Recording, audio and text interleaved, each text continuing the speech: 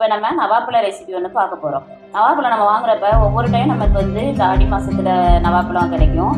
அப்போ நம்ம வாங்குறப்ப ஒவ்வொரு டைம் நமக்கு இனிப்பாக கிடைக்கிது, ஒவ்வொரு டைம் கொஞ்சம் புளிப்பாக வந்துடுது. அது நம்மளால் சாப்பிட முடியலை.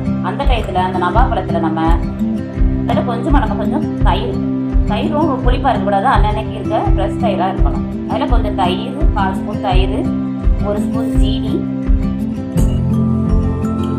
1 ஸ்பூன் மிளகாப்பொடி, வெறும் மிளகாப்பொடி, கொஞ்சம் நவாப்பழத்துக்கு தகுந்த மாதிரி உப்பு, இது 4ஐயும் நம்ம போட்டு ஒரு பெரட்டி வச்சுக்கணும். இந்த மாதிரி பெரட்டி எல்லாத்துலேயும் போய் கலக்கிற மாதிரி பெரட்டணும். ஒரே மாதிரி கலந்து விட்டுட்டோம்னா அதில் போய் அது சாறு அரை மணி நேரம் நம்ம மூடி வச்சுட்டோம்னா இந்த புளிப்பு தன்மை போய் நம்ம சாப்பிட்றதுக்கு அது வந்து ரொம்ப இனிப்பாக டேஸ்ட்டாக நல்லாயிருக்கும். இதை செஞ்சு பாருங்கள். பிடிச்சிருந்தா கமெண்ட் பண்ணுங்கள்.